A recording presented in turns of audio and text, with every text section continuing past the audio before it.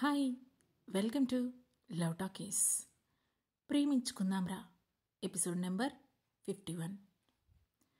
రాజేష్ని చూడటం కోసం వెళ్ళిన నాకు స్కెల్టన్ లాంటి అతని బాడీ కనిపించింది. అది చూడగానే నాకు ఒళ్ళు గగ్గురు పొడిచింది.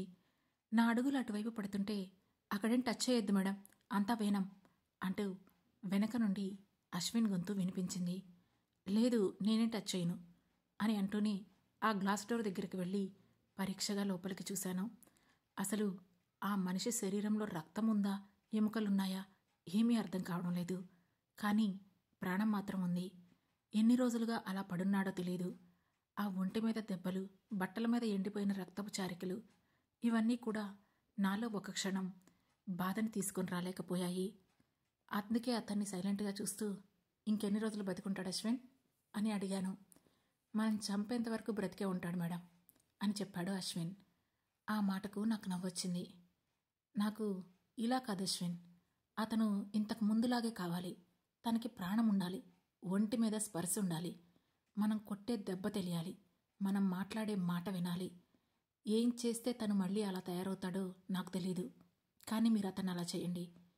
తను ముందున్న రాజేష్ శర్మలా నా కంటికి కనిపించాలి అని చెప్పాను. ఓకే మేడం, నేను సర్జన్స్తో మాట్లాడతాను. వాళ్ళు చెప్పినట్లే మెడిటేషన్ మార్చమని మన టీంకి చెప్తాను అని చెప్పాడు అశ్విన్. ఫుడ్ ఇవ్వడం లేదు తనకి అని ఆశ్చర్యంగా అడిగాను. ఫుడ్ పెట్టి మేపడానికి వాడేమీ బలిచ్చే మేకపోతు కూడా కాదు కదా మేడం, కనీసం అదైనా బలిచ్చిన తర్వాత బిర్యానీగా దొరుకుతుంది అని నవ్వుతూ అన్నాడు అశ్విన్. నిజమే అని నేను కూడా నవ్వి, ఇంతకీ ఈ ప్లేస్ను ఎవరు మేనేజ్ చేస్తున్నారు అని అడిగాను. స్టాఫ్ ఉన్నారు మేడం, డాక్టర్ ఫిలిప్స్ ఉన్నారు, ఇక్కడ లీడ్ తనే, మైకేల్ సార్తో టచ్లో ఉంటారు, ఇంకా మిగతా వాటికి మన బాయ్స్ ఉన్నారు, వాళ్ళంతా చూసుకుంటారు అని చెప్పాడు అశ్విన్. ఓ ఓకే అని నేను బయటికి వెళ్తూ, నన్ను గుడి దగ్గర డ్రాప్ చేసి మీరు వెళ్ళిపోండి, నేను వచ్చేటప్పుడు క్యాబ్లో వచ్చేస్తాను అని అశ్విన్తో చెప్పాను. ఓకే మేడం అని చెప్పి అశ్విన్ వెళ్ళి కార్ తీశాడు. నేను కారులో కూర్చొని మౌనంగా ఉండిపోయాను. నన్ను గుడి దగ్గర దింపి వెళ్ళిపోయాడు అశ్విన్. నిన్న రాత్రి నుండి నాకు ప్రశాంతత అనేదే లేదు. నా మనసు నన్ను కుదురుగా ఉండనివ్వడం లేదు. ఎందుకో తెలియని భయం వేస్తుంది. ఈసారి ఎవరికేం జరిగినా సరే తట్టుకునే స్థితిలో నేను లేను. ముందుగా అందుకే అందరి జాతకాలను పూజారి గారికి చూపించి ఆయన ఏం హాని లేదు అని అంటే అప్పటికి కానీ నా మనసుకి శాంతి ఉండేలా లేదనిపించింది.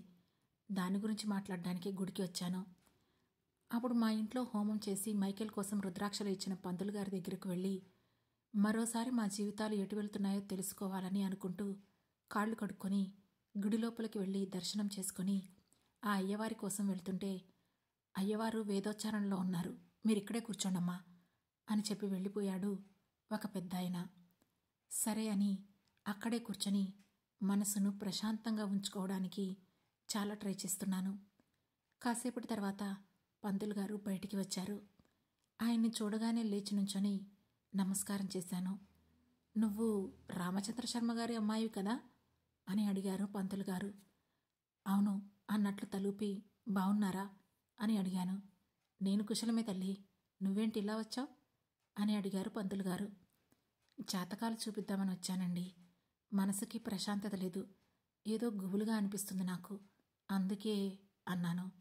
గుబులుగా అనిపిస్తుందా లేదంటే గుబులుగా ఉందా అని అడిగారు అయ్యగారు. ఆ మాటతో ఒక క్షణం కళ్ళు మూసుకొని ఉంది అని స్థిరంగా చెప్పాను. అతను కూడా నా వైపు ఒక క్షణం చూసి, నీ భర్త జాతకం ఇవ్వమ్మా అని అడిగారు పంతులు గారు.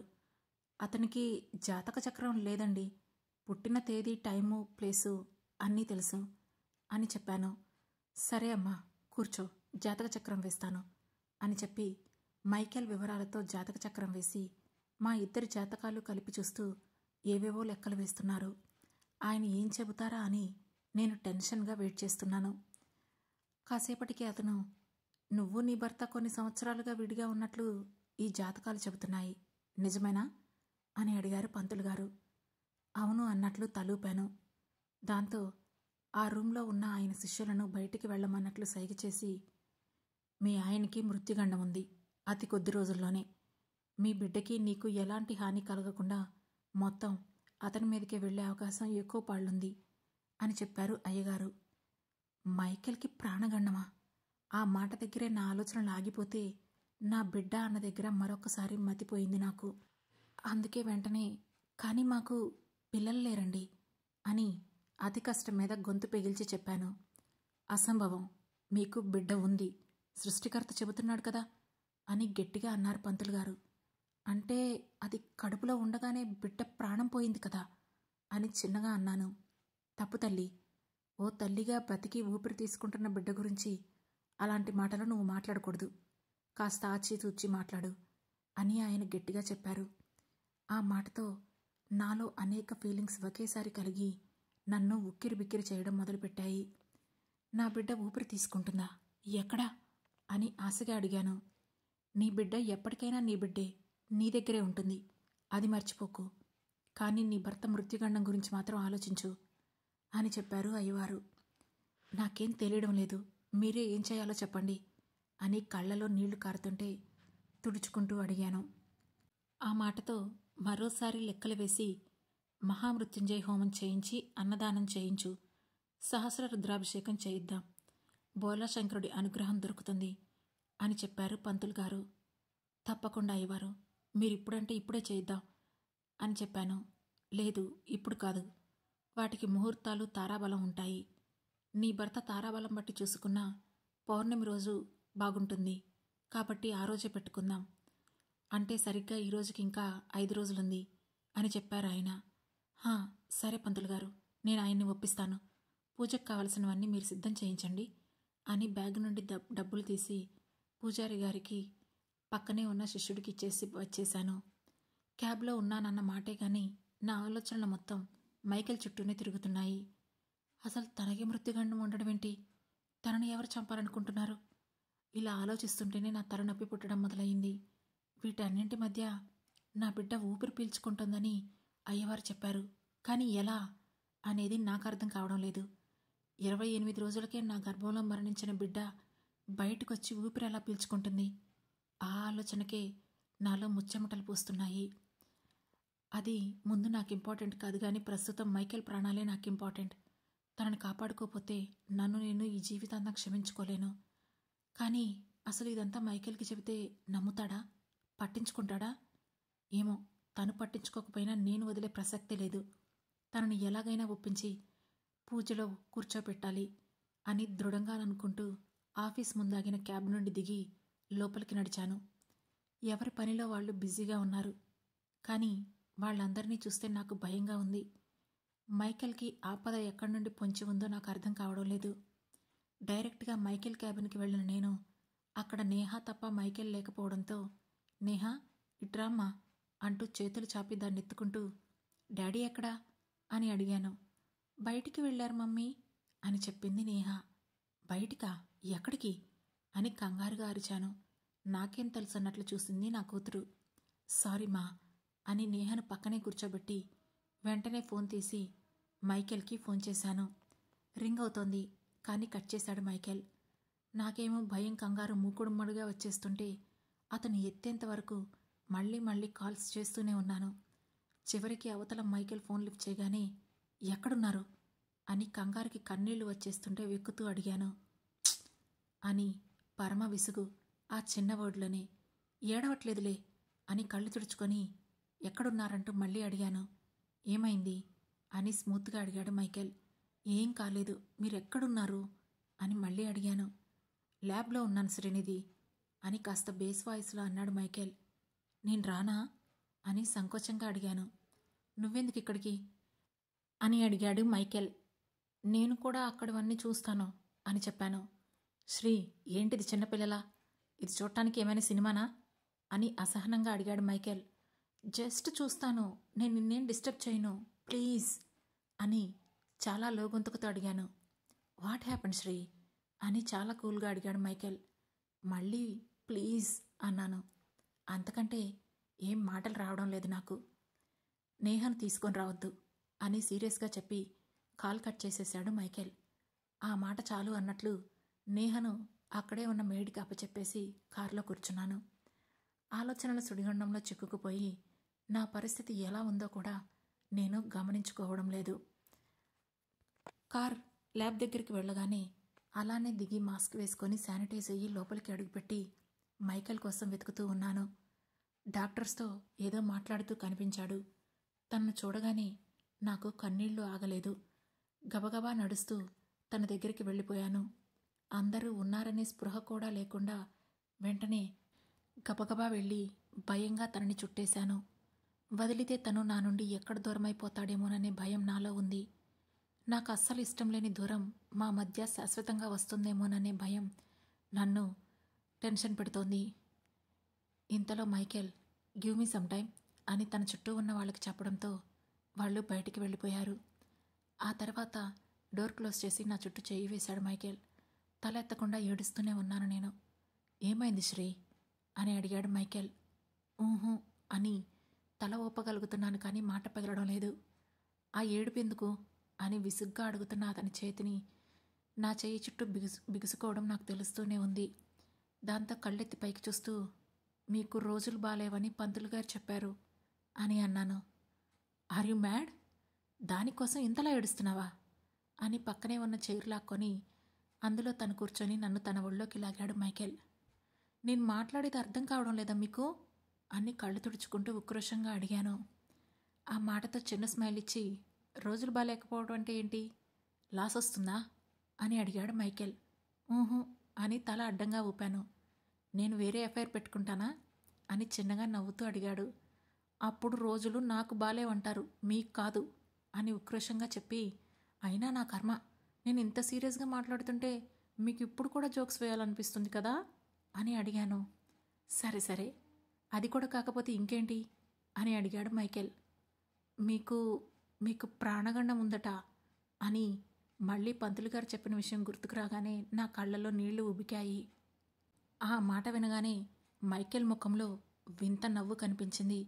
ఆ నవ్వుకి మీనింగ్ నాకు అర్థం కాలేదు. కానీ ఉక్రోషం పొంగుకు రావడంతో ఏంటి నవ్వుతున్నారు అని చాలా కోపంగా అడిగాను. ఎంత ఇచ్చావు అతనికి అని అడిగాడు మైకేల్. వాట్ అని ఆ అసందర్భమైన ప్రశ్నకు బహుచిరాగ్గా తన వైపు చూశాను. కళ్ళెగరేశాడు మళ్ళీ. ఇప్పుడేంటి అని అసహనంగా అడిగాను. అదేదో నన్నే అడిగుంటే నేనే చెప్పేవాడిని కదా, దానికోసం అతని వరకు వెళ్లాల్సిన అవసరం ఏంటి అని అడిగాడు మైకేల్. అంటే మీకు ప్రాణగండం ఉందన్న సంగతి మీకు తెలుసా? మీ ప్రాణాలు తీయడానికి ఎవరైనా వెయిట్ చేస్తున్నారా ఏంటి అని కంగారుగా అడిగాను. ఉండొచ్చేమో అన్నట్లు భుజాలు ష్రగ్ చేశాడు మైకేల్. మీకు తెలుసు అంటున్నారంటే జాగ్రత్తగా ఉండాలి కదా అని అడిగాను. జాగ్రత్తగా అంటే ఎక్కడికి వెళ్ళినా నేను వెంట తీసుకుని వెళ్ళమంటావా అని నవ్వుతూ అడిగాడు మైకేల్. నేను రోజు మీతోనే ఉంటాను. నేను కాకుండా ఇంకెవరైనా సరే తీసుకెళ్ళాలి, ప్రైవేట్ సెక్యూరిటీ లాగా. మీతోనే ఎప్పుడు ఉండేలా పెట్టుకోవచ్చు కదా అని అన్నాను. స్టాప్ ఇట్ శ్రీ, అతనేదో చెప్తే నువ్వు ఇంతలా భయపడిపోవాలా అని సడన్గా విసుక్కున్నాడు మైకేల్. భయపడిపోవాలా అంటే పోవాలి. అతను ఇప్పటి వరకు నా విషయంలో చెప్పింది ఏదీ అబద్ధం కాలేదు. మీరు నమ్మకం పెట్టుకోకపోయినా పర్లేదు, ఆయన చెప్పిన విషయాలను మాత్రం తీసిపడేయద్దు అని అన్నాను. సరే సరే, నువ్వు ఇంత ఎమోషనల్ అవ్వాల్సిన అవసరం ఏముంది? You want me to be secured అంతే కదా అని షర్ట్ బ్యాక్ నుండి గన్ తీసి టేబుల్ మీద పడుతూ I always have this with me అని చెప్పాడు మైకేల్. శత్రువులు మన ముందు నుండి వస్తే ఎలాగైనా ఫైట్ చేస్తాం, కానీ వెనక నుండి వస్తే ఎలా, మనం వాళ్ళని ఎలా ఎదుర్కొంటాం అని బేలగా అడిగాను. చంపాలనుకుంటే ఎవరైనా చంపుతారు శ్రీ. ఒకవేళ టైం అనేది వస్తే నువ్వే నన్ను చంపుతావేమో, సిచ్యువేషన్ అలా మారే ఛాన్స్ కూడా ఉంది అని ఆలోచిస్తూ, అందరినీ చూసి భయపడలేం కదా, అండ్ రిమెంబర్, నేను అంత ఈజీగా చచ్చిపోను, నన్ను చంపేంత దగ్గరగా ఎవరిని రానివ్వను అని దృఢంగా చెప్పాడు మైకేల్. కానీ మీకు దగ్గరగా ఉన్న వాళ్ళు ఎవరైనా మీకు హాని కలిగించే ప్రయత్నం చేస్తే అని అడిగాను. ఇక ఆ మాటతో ఏం జరుగుతుందో ఎవరు ముందే చెప్పలేరు కదా, ఇక నువ్వు ఏడ్చింది చాలు, ఇంటికి బయలుదేరు అని చెప్పాడు మైకేల్. నేను మీతోనే వస్తాను అని చెప్పి కళ్ళు తుడుచుకుంటూ వెళ్ళి డోర్ తీశాను. సమ్ పీపుల్ నెవర్ చేంజ్ అని చిరాగ్గా అన్నాడు మైకేల్. ఐ డోంట్ కేర్ అన్నట్లు చూసి తన వెనకే నడుస్తూ చుట్టూ చూస్తున్నాను. అక్కడ ఏం చూసినా నాకిప్పుడు అనుమానంగానే కనిపిస్తుంది. అందరినీ అనుమానించాలని అనిపిస్తుంది. అందుకే అప్రయత్నంగా మైకేల్ పక్కకు చేరి గట్టిగా అతని చెయ్యి పట్టుకున్నాను. క్లినికల్ ట్రయల్స్లో రౌండ్ 3 రేపు స్టార్ట్ చేస్తాం సార్ అని చెబుతూ ఏవోవో ఫొటోస్ మైకేల్కి చూపిస్తున్నారు అక్కడున్న స్టాఫ్. అవన్నీ నాకు అనవసరం అనిపించింది. నేను పట్టించుకోలేదు కూడా. కానీ అక్కడి నుండి వెళ్ళిన తర్వాత మైకేల్ని ఎలా కాపాడుకోవాలి అని ఆలోచిస్తూ ఉన్నాను. మీటింగ్ పూర్తయింది. అక్కడే హాస్పిటల్ ఇన్ఫ్రాస్ట్రక్చర్స్కి కావలసినవన్నీ కొనడానికి అక్కడ స్టాఫ్స్కి ఏవో చెక్ ఇచ్చి బయటికి నడిచాడు మైకేల్. తన వెనకే నేను కూడా ఉన్నాను. అశ్విన్ కార్ డ్రైవ్ చేస్తుంటే వెనక సీట్లో మైకేల్ పక్కనే కూర్చొని కళ్ళు మూసుకొని ఆలోచిస్తున్నాను. ఇంటి దగ్గర కారు ఆపగానే తను దిగి బయటికి నడిచాడు మైకేల్. ఆ వెనకే నేను. ఇంట్లోపలికి రాగానే అప్పటికే వాళ్ళ బాబాయ్తో ఆడుకుంటూ కనిపించింది నేహ. అసలు నేహాని కూడా ఈ ఇంటి నుండి బయటికి పంపకూడదు. తనకు కూడా ఏదైనా థ్రెట్ ఉంటే ఎలా అని ఆలోచిస్తుంటే నాకు భయమేసింది. వెంటనే ఆఫీస్కి వెళ్ళలేదా జోసఫ్ అంటూ చున్నీ తీసి పక్కన పెట్టి కాఫీ కలుపుతూ అడిగాను. ఆ మాటతో నా వైపు చూసిన జోసఫ్, లేదు, పరమ బోరింగ్, చిరాకేసి వచ్చేసా, పిచ్చి తలనొప్పిగా ఉంది అని అతను అంటూ ఉండగానే కాఫీ కప్ తీసుకెళ్లి జోసఫ్ చేతిలో పెట్టాను. థ్యాంక్ యూ శ్రీ అని చిన్న స్మైల్తో చెప్పాడు జోసఫ్. అశ్విన్, మీరు కూడా కాఫీ తీసుకోండి అని అతనికి కప్ ఇచ్చి, రేపటి నుండి ఇంట్లోకి వచ్చే చెఫ్స్ను కొన్ని రోజుల పాటు రావద్దని చెప్పండి అన్నాను. ఓకే మేడం అన్నాడు అశ్విన్. ఇంకొకటి, సెక్యూరిటీ ఉన్న వాళ్ళంతా నమ్మేవాళ్లే కదా, ర్యాండమ్గా రిక్రూట్ చేసుకున్న వాళ్ళు ఎవరూ లేరు కదా అని మళ్ళీ అడిగాను. సెక్యూరిటీ అంతా పర్ఫెక్ట్గా ఉంటుంది మేడం, వాళ్ళంతా ట్రైన్డ్ అండ్ వాళ్ళు కూడా మైకేల్ సార్ కిందే ఉన్నారు అని కాన్ఫిడెంట్గా చెప్పాడు. అది కాదు, డబ్బులకే ఆశపడి ఎవరైనా ఏమైనా అని సగంలోనే ఆగిపోయాను. ఇక అంతకంటే అడగలేకపోయాను. అది అర్థం చేసుకున్న అశ్విన్, ఛాన్సే లేదు మేడం, సార్ సెక్యూరిటీకి ఏమన్నా ఇబ్బంది కలిగితే అంతకు ఒక క్షణం ముందే నేను లేనని మీరు అర్థం చేసుకోవాలి, మీరేం కంగారు పడకండి అని చాలా శాంతంగా చెప్పాడు అశ్విన్. అని తలూపి, నేహా కమ్, ఫ్రెష్ అయ్యొచ్చు కూర్చో అన్నాను. Okay mummy, Baba I will just come అని జోసఫ్తో చెప్పి లేచి నా దగ్గరికి వచ్చేసింది నేహ. ఫ్రెష్ అయ్యి నీకు నచ్చినంతసేపు ఆడుకో, రేపటి నుండి బయటికి వెళ్ళకు, కొన్ని రోజులు ఇంట్లోనే అని చెప్పాను. ఎందుకు అని ముఖం చిన్నబుచ్చుకొని అడిగింది నేహ. తనేదో తప్పు చేశానని నేను అనుకుంటున్నానని దాని ఫీలింగ్. కానీ ఏమని ఎక్స్ప్లెయిన్ చేయాలి దానికి ఇప్పుడు నేనున్న సిచ్యువేషన్ను అని ఒక క్షణం ఆలోచించి, అప్పుడు కరోనా వచ్చింది కదా అని అడిగాను. మనమందరం మాస్క్ పెట్టుకున్నాం, నేను కరోనా గో అని సాంగ్స్ కూడా పాడాను అని చెప్పింది నేహ. ఇప్పుడు కూడా అలాంటిదే ఒక ప్రాబ్లం వచ్చింది, దానికి మనం ఎంత దూరంగా ఉంటే మనకు అంత మంచిది కదా అని నేహ జుట్టుని పిలకలు తీసేసి బన్పెడుతూ అడిగాను. మమ్మా, నేను కూడా బయటికి వెళ్ళను, I will stay at home అని కళ్ళార్పుతూ చెప్పింది నేహ. గుడ్ గర్ల్ అని నేహను తీసుకెళ్లి బాత్రూంలో దింపి స్నానం చేసిరా అని చెప్పి బయటికి నడిచాను. అప్పటి వరకు మా ముచ్చట్లన్నీ విన్న మైకేల్, చిన్నపిల్లల్ని ఎందుకంత చెడగొడుతున్నావు అని విసుగ్గా చూశాడు. నేనేం చేశాను అని షాకింగ్గా అడిగాను. నువ్వు స్ట్రాంగ్గా ఉన్నావు, కానీ నీ కూతుర్ని మాత్రం ప్రిటిగా ట్రైనింగ్ చేస్తున్నావా అని విసురుగా అన్నాడు మైకేల్. నేను ఎప్పుడు స్ట్రాంగ్గా లేను, సిచ్యువేషన్సే నన్ను స్ట్రాంగ్గా మార్చాయి. ఇప్పటికీ నేనేం స్ట్రాంగ్ కాదు, మొండిగా నిలబడతానంతే. నాలా ఇలా మొండిగా నేహ నిలబడాల్సిన సిచ్యువేషన్స్ వస్తే నేహ కూడా నిలబడుతుంది, అది ఎవరికీ నేర్పాల్సిన అవసరం లేదు అని అన్నాను. ఆ మాటలకు చాలా స్ట్రేంజ్గా నా వైపు చూస్తూ, నీ అడ్డదిడ్డమైన భయాల్ని నా కూతురు మీద రుద్దకు అని చెప్పాడు. అప్పుడే టవల్ చుట్టుకొని బయటకు వచ్చింది నేహ. తనను భుజం మీద వేసుకున్నాడు. నేను వాట్ అంటూ కళ్ళు చిట్లించి చూశాను. నా కూతురికి అనవసరమైన భయాలు నేర్పించకు అని చెప్పాడు Michael.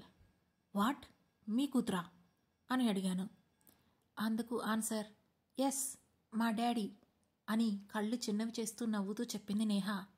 Yes, she is my daughter అని అన్నాడు మైకేల్. వాళ్ళిద్దరూ అలా మాట్లాడుతూ ఉండడంతో నేను మూతి తిప్పుకుంటూ, నేనేమీ భయాలు రుద్దట్లే అని చేతులు చాచి కమ్ నేహ అన్నాను. మైకేల్ మెడ చుట్టూ చేతులేసి రాను అన్నట్లు ముసిముసిగా నవ్వింది నేహ. తండ్రి కూతురు కలిసి ఊరేగండి అని మళ్ళీ డ్రెస్ పట్టుకొని నా దగ్గరికి రా, అప్పుడు చెబుతాను నీ సంగతి అని చెప్పి విసవిస అక్కడి నుంచి వెళ్ళిపోయాను. అయినా నా పిచ్చి భయాలు నేను నేహ మీద రుద్దేస్తున్నానట. ఈయనగారి కూతుర్ని నేనేం పాడు చేశానో మరి, ఏమైనా అంటే చాలు ఇలా నా నోరు మూయించడం అలవాటైపోయింది అని గొనుక్కుంటూ ఒక క్షణం పాటు నాకు పంతులు గారు చెప్పిన మాటలు గుర్తొచ్చాయి. దాంతో నేహా మా కూతురు కాదు, మాకు ఇంకొక బిడ్డుంది అనే నిజం గుర్తుకు రాగానే నా మైండ్ అక్కడే ఆగిపోయింది. ఆ తర్వాత ఏం జరుగుతుందో తెలుసుకోవాలంటే వెంటనే మన లవ్ టాకీస్ ఛానల్ను సబ్స్క్రైబ్ చేసుకొని ప్రేమించుకుందాం రా సిరీస్లోని నెక్స్ట్ ఎపిసోడ్ను వినండి. మా ఈ కథ మీకు నచ్చినట్లయితే లైక్ చేసి, షేర్ చేసి, కమెంట్ చేసి, హై పాయింట్స్ కూడా ఇచ్చి మమ్మల్ని సపోర్ట్ చేయండి. Thank you.